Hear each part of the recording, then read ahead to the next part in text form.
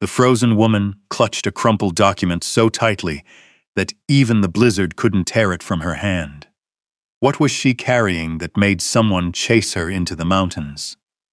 Snow stung Caleb Walker's face as he dropped from his horse and pushed through drift nearly waist-deep. The wind howled across the Wyoming ridge. A shattered freight wagon lay half-buried behind him. Then he saw her, a woman frozen in the snow, one hand locked around a folded paper, her pulse barely there beneath his trembling fingers. As another sound echoed through the storm, Caleb realized they weren't alone out there. If you're watching, tell me where you're joining us from today. Winter came hard to the Wind River Mountains in 1887. Most folks in Wyoming Territory knew how to read a storm. They watched the clouds. They watched the birds. They listened to the wind moving through the pines.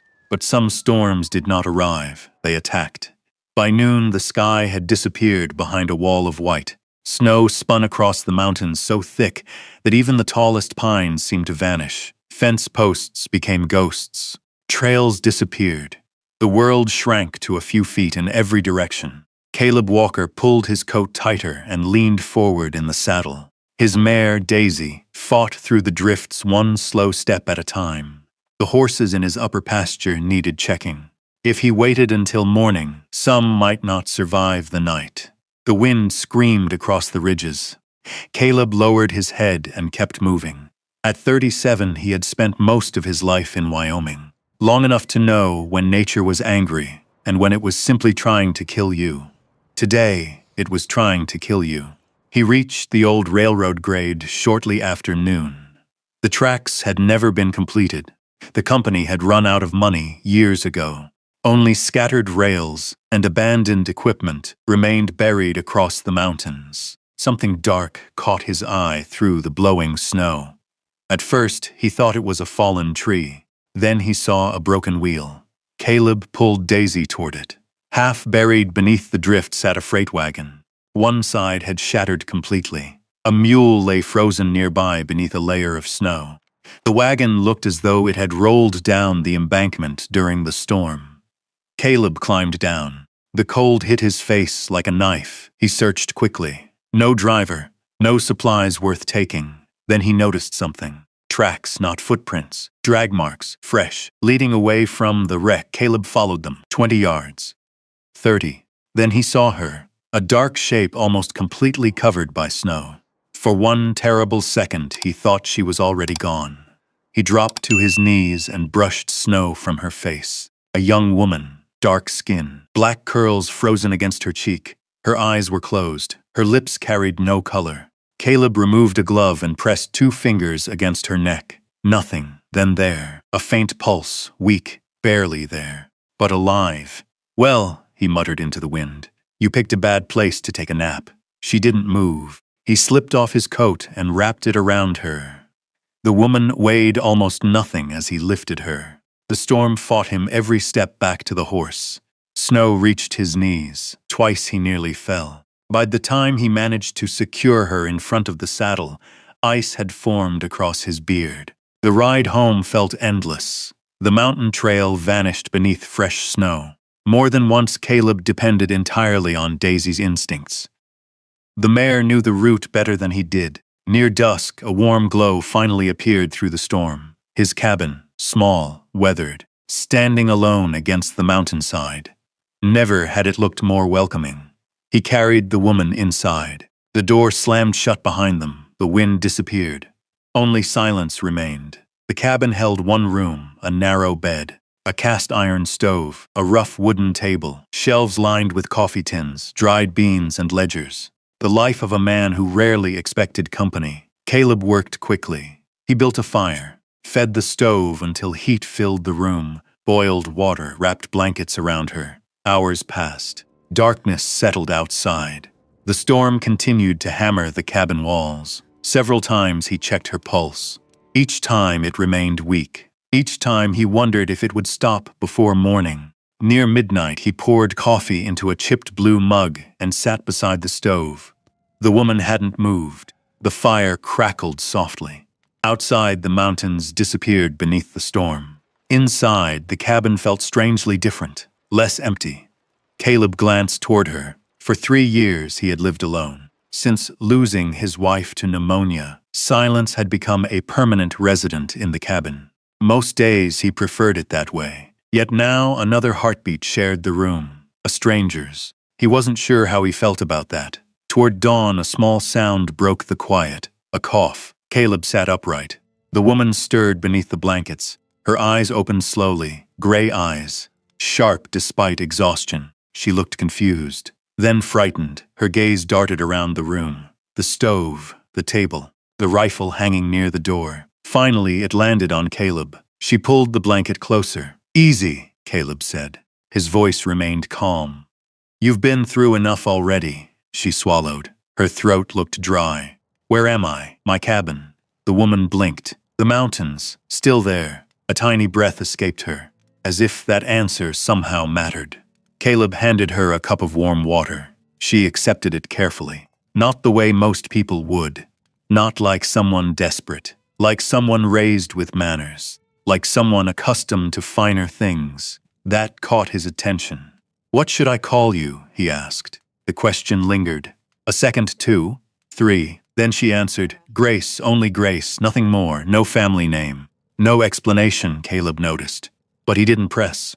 He had learned long ago that frightened people told the truth only when they were ready. For the next 3 days, the storm kept them trapped. The snow piled against the cabin walls. The mountain road disappeared completely. Neither of them had anywhere to go. By the second day, Grace was walking again. By the third, she was helping around the cabin. That was when Caleb began noticing things. Small things, the sort that didn't fit. One afternoon, she unfolded one of his trail maps. Most people looked at maps upside down for a while before figuring them out. Grace studied it for less than a minute, then pointed toward a pass. "The creek crossing here floods first during spring melt." Caleb stared. "How do you know that?" She looked away. Lucky guess. It wasn't. Later that evening, she glanced at one of his cattle ledgers. Within moments, she found an arithmetic mistake that had been there for nearly 6 months. Another lucky guess. Then there was the way she spoke, the way she sat, the way she held a coffee cup. Nothing about her felt like a woman who belonged in a wrecked freight wagon, crossing Wyoming during a blizzard. Yet she never explained, and Caleb never asked twice. On the morning of the 4th day, sunlight finally appeared. For the first time, the mountains emerged from the white wilderness. The storm had ended. Caleb stepped outside. The air felt sharp and clean. Snow sparkled beneath the morning sun. For a moment, everything seemed peaceful. Then he saw them. Tracks, horse tracks, fresh, circling the cabin. At least 3 riders, maybe 4, not passing through, watching. Caleb slowly crouched beside the prints. The snow around them remained untouched, except for the marks left by the horses. Someone had come here after the storm. Someone had searched the cabin. Someone looking for something. Or someone. He lifted his eyes toward the mountains, then toward the cabin window. Inside, Grace stood near the stove. She didn't know he had found the tracks yet, and for the first time since pulling her from the snow, Caleb felt something colder than the storm settle in his chest. Someone was looking for Grace. And whoever they were, they had come far into the mountains to find her. Caleb stood beside the tracks for a long moment. The morning sun glittered across the fresh snow, making the world look peaceful. But the prince circling his cabin told a different story. He followed them as far as he could. 3 horses, maybe 4. The riders had come from the south ridge, circled the cabin once, then disappeared back into the mountains. Not ranchers, not trappers. Most folks in Wind River would have stopped to knock on the door. These men had not. Caleb brushed snow from his gloves and headed back inside. The smell of coffee met him first. Grace stood near the stove. She had borrowed one of his old wool shirts and rolled the sleeves twice to fit her arms. A cast-iron skillet rested on the stove. Cornbread warmed beside a pot of beans. For a moment, she looked less like a mystery and more like someone who belonged there. Then she glanced up. "You were gone a while." Caleb removed his hat, checking the horses. It wasn't quite a... Grace studied him. He had the feeling she knew that. Neither said anything more. The cabin settled into a strange rhythm over the next few days. The storm had blocked every road leading down the mountain. Leaving wasn't an option, so they worked. Caleb repaired harnesses. Grace mended a torn blanket. They shared meals. Sometimes they talked. Sometimes they sat quietly while the stove ticked and popped. The silences no longer felt uncomfortable. One afternoon, Caleb spread several ledgers across the table. The books contained years of horse sales, feed purchases, and debts owed by neighboring ranchers. Numbers had never been his strength. Grace glanced at the pages while pouring coffee. Then she paused. "You've been shorted." Caleb looked up. "What?" She pointed toward an entry dated 8 months earlier, a shipment of oats. Caleb leaned closer. Grace tapped 2 figures with her finger. "The total doesn't match the receipt." He checked again, then a third time. She was right. The merchant in Riverton had overcharged him by nearly $20. Caleb let out a low whistle. "I've looked at these books a dozen times." Grace folded her hands. "You trust people." "Most times." She looked down at the ledger. "That can get expensive." Something about the way she said it lingered, as if experience stood behind those words. That evening, Caleb rode down to the lower pasture. When he returned after dark, light spilled through the cabin window. Grace sat at the table. His map of Wyoming territory lay unfolded before her. She didn't hear him enter. Her finger traced roads and rivers, South Pass, Lander, Rawlins, then farther east. When she finally noticed him, she folded the map too quickly. "Sorry, no need." She stood. "I was only looking." Caleb nodded, but he noticed something. She hadn't been studying random places. She had been studying routes, like someone trying to find a way home. The next night brought another surprise. Hoofbeats, 3 riders, maybe more. The sound echoed through the darkness shortly after supper. Grace froze. The coffee cup in her hands stopped halfway to her lips. Caleb noticed immediately. The riders approached the cabin. A lantern swung outside. Then came a knock, not loud, but firm. Caleb reached for his coat. "I'll get it." Grace stood as well. "No." The word came too fast, too sharp. Both of them noticed. She lowered her eyes. "I'm sorry." Caleb looked at her for a second, then nodded. "I'll handle it." Cold air rushed inside when he opened the door. 3 men sat on horseback, heavy coats, travel dust. One carried a lantern. The oldest offered a polite smile. Evening. "We're looking for a woman." Caleb waited. The man continued. "Carriage accident during the storm. Young woman. Went missing somewhere in these mountains." Caleb kept his face still. "Lot of mountains around here." The rider chuckled. "Fair enough." He pulled a folded paper from his pocket. "We're trying to help her family." Caleb never looked at the paper. Something about the man's eyes bothered him. The smile never reached them. "Sorry," Caleb said. "Haven't seen anybody." The rider studied him, then glanced toward the cabin window. The curtain moved slightly. Grace had been watching. The man saw it too. For one tense second, nobody spoke. Then he smiled again. "If you do see her, tell her people are worried." "We'll do that." The riders turned their horses. Snow crunched beneath hooves. Soon darkness swallowed them. Caleb waited until the sound disappeared completely. Then he shut the door. Grace stood beside the stove, pale, silent. Those men weren't family. She looked at him. "No. They weren't trying to help you." "No." The fire cracked softly. Outside, the wind pushed against the cabin. Finally, Grace sat down. For a long time, she stared into her coffee. "My father died 2 months ago." Caleb said nothing. He left something behind. The words came carefully, like stepping across thin ice. "And somebody wants it." Caleb took the chair opposite her. "What is it?" Grace lifted her eyes. For a moment, he thought she might finally tell him everything. Instead, she looked away. "I'm not ready to say." Caleb nodded once. That was enough. No questions, no demands, just acceptance. Something shifted between them then. Not trust completely, but the beginning of it. Later that night, long after the lantern had been extinguished, Caleb woke to the sound of movement. Grace. She was asleep on the bed, restless. Her forehead glistened with sweat. The fever had returned. She whispered something. At first, he couldn't make it out. Then he heard it clearly. One word, Blackstone. Caleb sat upright. The name hit him like a hammer. Every rancher in Wyoming knew Blackstone, the largest cattle operation in the Rocky Mountains. A kingdom of land, livestock, and money. Grace turned slightly. Still asleep, still trapped somewhere inside the fever dream. Caleb stared into the darkness. Then toward the sleeping woman, the mysterious traveler, the educated stranger, the woman being hunted through the mountains. And suddenly, one thing became painfully clear. Grace was not just connected to Blackstone Ranch, she belonged to it, somehow, some way. And whatever truth she had been hiding was far bigger than either of them had admitted. Morning arrived quietly. Sunlight slipped through the frost-covered window and painted pale gold across the cabin floor. Grace was already awake. She sat near the stove, holding a tin cup of coffee between both hands. Steam drifted upward and disappeared into the cool air. Caleb stepped from the small back room and paused.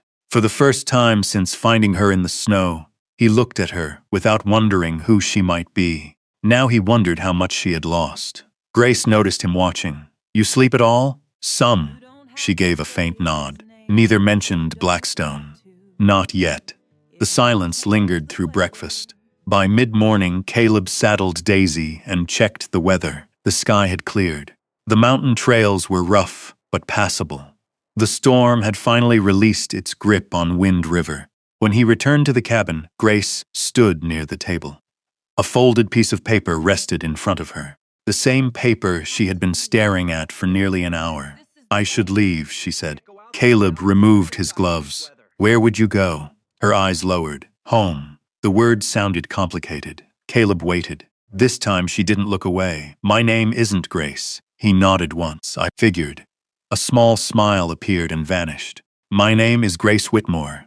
The room became very still. Outside, melting snow dripped from the roof. Inside, only the stove made a sound. "My father was Elias Whitmore." Caleb knew the name immediately. Everybody in Wyoming knew it. Elias Whitmore had built Blackstone Ranch into one of the largest cattle operations west of the Missouri River. Thousands of acres, thousands of cattle, rail contracts, bank accounts, influence, power. The kind of power ordinary ranchers never touched. Grace watched him absorb it. "My father died in October." "I'm sorry," she nodded. For several seconds she said nothing. Then she continued. "When he died, everything changed." Her fingers tightened around the coffee cup. "My cousin Vernon stepped in to help manage the ranch." The word help carried no warmth. "At first, I trusted him." Caleb leaned against the table. "What happened?" Grace looked toward the window. "People stopped returning my letters." She paused. "Employees who had worked for my father for years disappeared." Another pause. Then documents began appearing. "What kind of documents?" "Papers saying I wasn't capable of managing Blackstone." Caleb frowned. "Signed by who?" "Lawyers, bank representatives. Men who suddenly became very loyal to Vernon." The answer settled heavily between them. Outside, a gust of wind rattled the cabin wall. Grace continued quietly. "My father left Blackstone to me. And Vernon didn't like that." "No." For the first time, anger flickered behind her calm voice. "He believed the ranch should belong to him." Caleb folded his arms. "So the carriage accident wasn't an accident?" Grace shook her head. "No." The memory crossed her face. A lonely road. Falling snow. A frightened driver. The crash, then darkness. "They knew where I was traveling." Her voice softened. "They knew exactly which road I'd take." Caleb stared at the floor for a moment. The pieces fit together now. The riders, the lies, the search. The fear she carried every time hoofbeats approached. Someone hadn't been looking for a missing woman. Someone had been looking for Grace Whitmore, the woman standing between Vernon and Blackstone Ranch.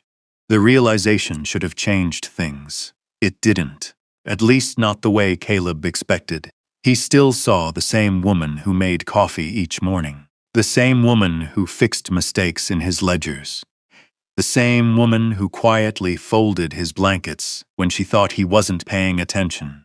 Only now he understood why she seemed so out of place in a mountain cabin. Grace glanced at him carefully. You haven't said anything. What should I say? She looked surprised. Most people change once they hear the name. Caleb shrugged. You still need breakfast.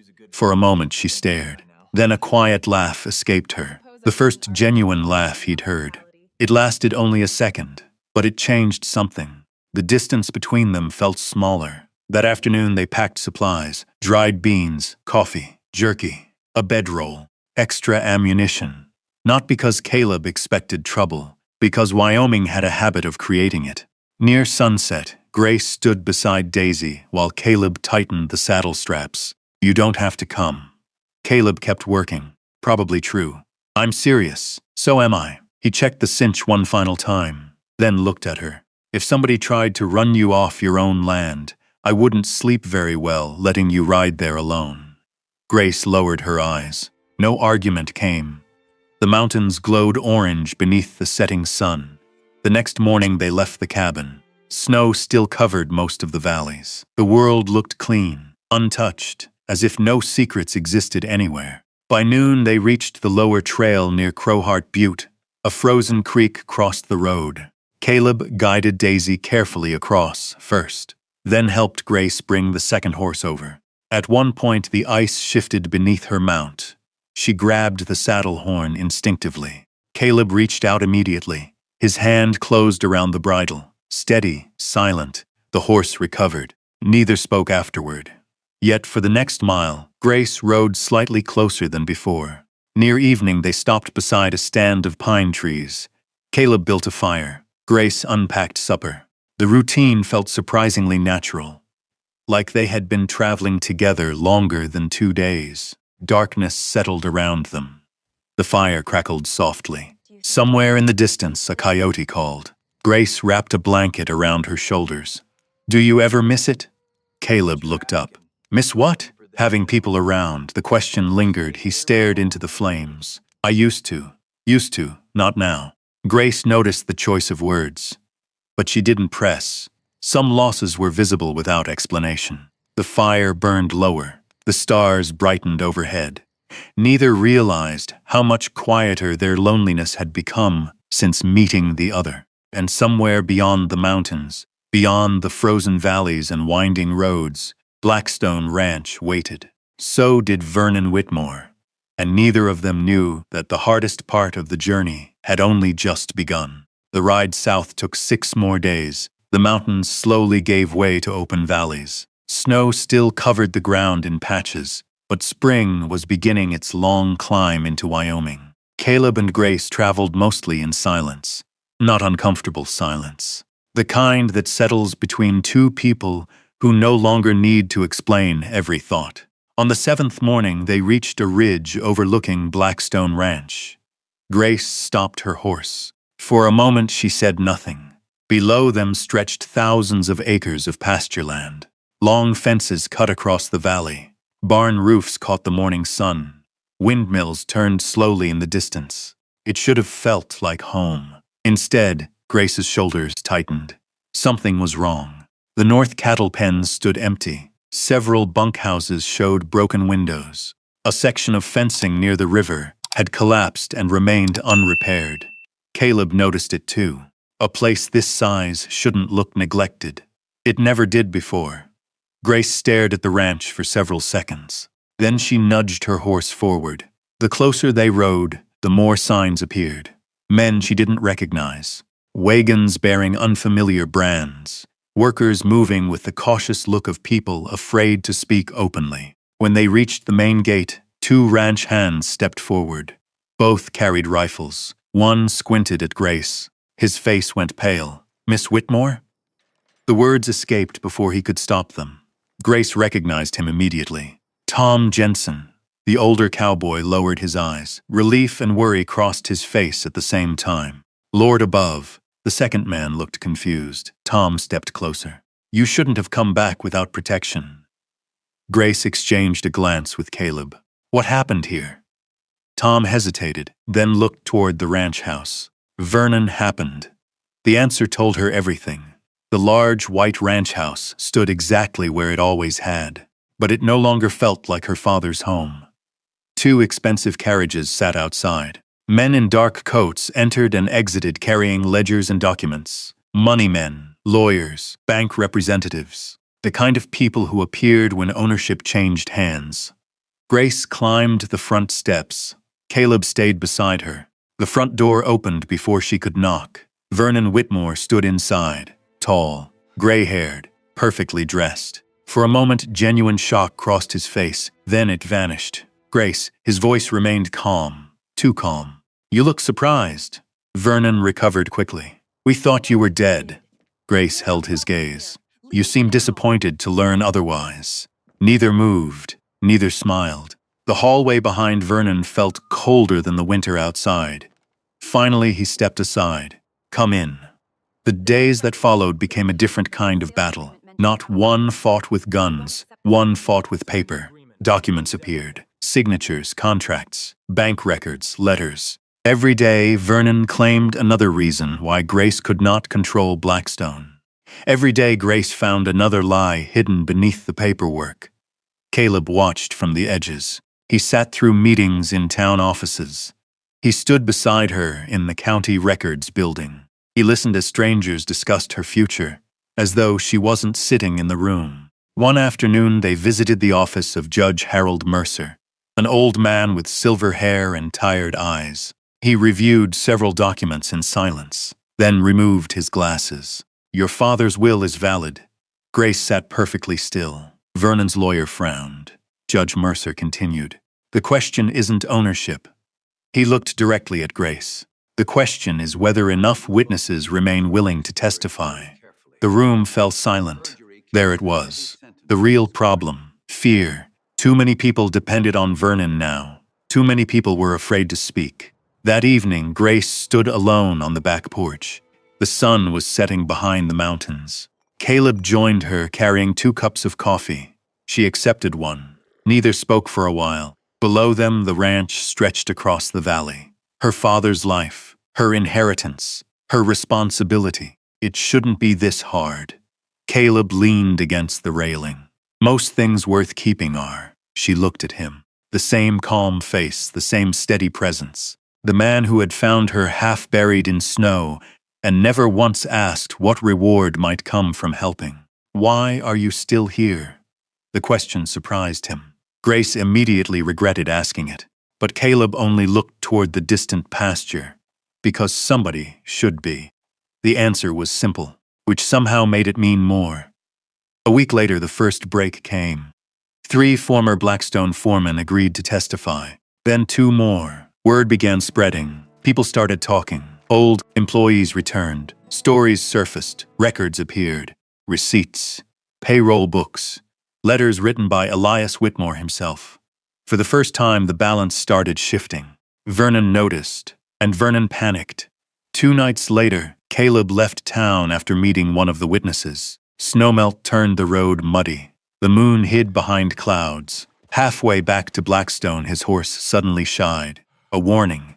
Then came the sound, a gunshot. The horse bolted. Caleb hit the ground hard. By the time ranch hands found him, he was unconscious beside the road. The news reached Blackstone shortly after midnight. Grace was halfway down the staircase before anyone finished speaking. The doctor arrived before dawn. So did fear. Not fear of losing land, not fear of losing money, not fear of losing Blackstone.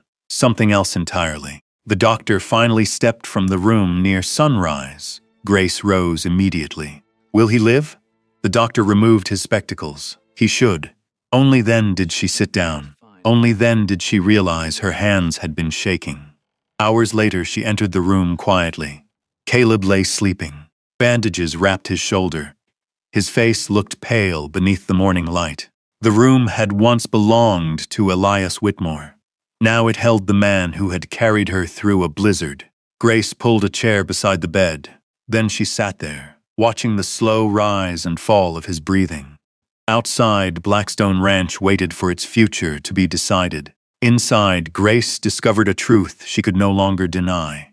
Losing Blackstone would hurt, but losing Caleb Walker would break something she wasn't sure could ever be repaired. For 3 days, Grace barely left the room. The doctor came and went. Bandages were changed. Medicine bottles appeared on the bedside table. The old clock in the hallway marked every slow hour. Outside, life continued. Inside, time seemed to stop. On the fourth morning, sunlight spilled across the quilt covering Caleb's bed. Grace sat beside the window, reviewing ranch accounts. She had not slept much. The scratch of her pencil paused when she heard a voice. "You're making that ledger nervous." She looked up so fast the pencil rolled onto the floor. Caleb was awake. His face was pale. His shoulder remained heavily bandaged, but his eyes were open. For several seconds, neither spoke. Then Grace laughed softly and wiped at her eyes before he could notice. "Doctor said you might wake today." He always this optimistic? Usually not. The corner of Caleb's mouth moved slightly. That small smile felt larger than any courtroom victory. The weeks that followed changed Blackstone Ranch. Judge Mercer officially recognized Elias Whitmore's will. The final documents were signed in Lander before witnesses. Vernon Whitmore lost control of the ranch. He left quietly. No dramatic speeches, no last battle. Just a man climbing into a carriage and disappearing down the road he should have taken months earlier. Spring arrived soon after. Snow retreated from the valleys. The river swelled with meltwater. Grass returned to the hills. Old ranch hands came back one by one. Tom Jensen returned first, then 2 brothers from Dubois, then a cook named Martha, who had worked for Elias Whitmore for nearly 20 years. The ranch slowly found its heartbeat again. Each morning, wagons rolled through the gate. Each afternoon, cattle moved across the pastures. Each evening, lanterns glowed in bunkhouse windows. And through it all, Grace worked. Not from an office, not behind a desk. She rode fence lines, checked feed deliveries, met suppliers, reviewed payroll books herself. The people who had doubted her gradually stopped speaking. The people who worked beside her no longer needed convincing. Meanwhile, Caleb healed, at least partly. The doctor had been honest.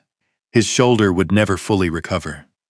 Some mornings he struggled to button his shirt. Some evenings pain settled into the joint after simple chores. One afternoon, Grace found him standing alone in the barn. His saddle rested across a rail. A travel bag sat nearby. For a moment she didn't understand what she was seeing. Then she did.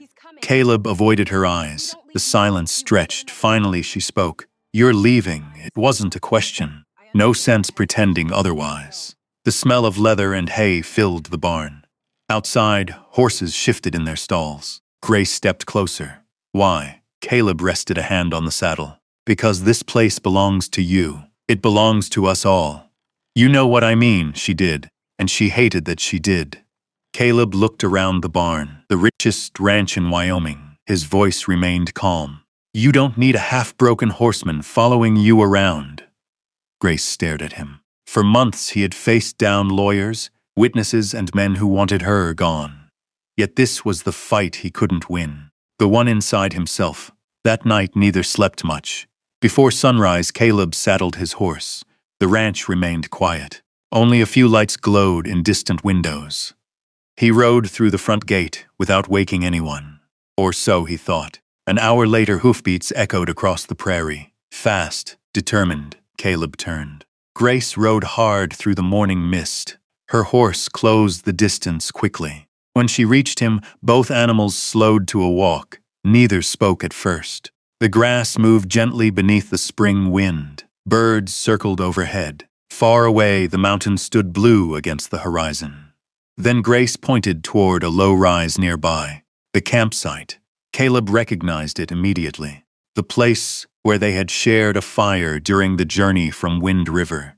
They rode there together. The ashes were long gone, but the memory remained. Grace dismounted first. For several moments, she simply looked across the open grassland. Then she finally spoke. "If you hadn't found me in that storm," her voice caught. She tried again. "If you hadn't found me, Blackstone might still exist." Caleb watched her quietly. The cattle would survive. She looked at him. The land would survive. The wind lifted a loose strand of hair across her face. "But I wouldn't." The words settled between them. Simple, honest, impossible to misunderstand. Caleb lowered his eyes. Grace stepped closer. You keep talking about the ranch. Her voice softened. You keep talking about what I own. Another step. I never asked you to stay because I needed a manager. Caleb looked up. For the first time, uncertainty disappeared from her face. I asked you to stay because you're home. Silence followed. Not empty silence, the kind that changes lives. A meadowlark sang somewhere beyond the hill. The grass swayed around them. And after everything they had survived, neither needed more words than that. Months later, Blackstone Ranch was thriving. Summer covered the valley in green. The cattle herds expanded. The barns were repaired. New fences stretched across the property. Visitors still came through Wyoming, asking about Grace Whitmore. Some wanted to see the woman who had reclaimed the largest ranch in the territory. Others wanted to meet the owner who had proven every doubter wrong. Most left talking about something else. A cowboy named Caleb Walker, the quiet man who stood beside her, the man who never cared about her fortune, the man who saw a freezing stranger in a snowstorm and stopped. On warm evenings, they often sat together on the porch Elias Whitmore had built years before, watching the sun disappear behind the mountains, watching the ranch settle for the night, watching a future neither of them had expected. People no longer spoke of Grace as the wealthiest heiress in Wyoming. Over time, another title replaced it, one that made her smile every time she heard it, Mrs. Grace Walker. And somehow, after everything, that mattered more than all the land stretching beyond the horizon, because Blackstone Ranch had not saved her. Money had not saved her. The storm had taken nearly everything. But in the middle of that white wilderness, two lost people had found the one thing they needed most, a place to belong.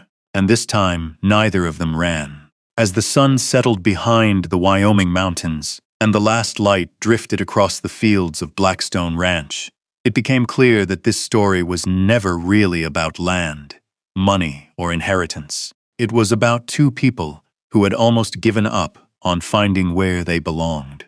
And maybe that's why the story stays with us. Because if we're honest, most of us have known what it feels like to stand in the middle of a storm of our own. Maybe not a blizzard in the mountains. Maybe it was grief, loneliness, a broken promise, a chapter of life we never expected to survive. And maybe, like Grace and Caleb, we discovered that healing rarely arrives the way we imagine it will. Sometimes it comes quietly. Sometimes it looks like a stranger offering kindness when we need it most. Sometimes it looks like someone staying when every reason says they should leave. The older I get, the more I believe that strength isn't found in never falling apart. It's found in having the courage to trust again after life gives you every reason not to. Grace found her ranch. Caleb found his home. But what they truly found was each other. And in the end, that was worth more than anything either of them could have owned. Before you go, I'd love to know your thoughts. If you had been in Caleb's place, would you have stopped in that storm? And if stories like this remind you of the goodness, resilience, and quiet courage that still exist in the world, I hope you'll join us again. There are many more heartfelt journeys, hidden mysteries, and unforgettable people waiting just down the trail in the stories ahead.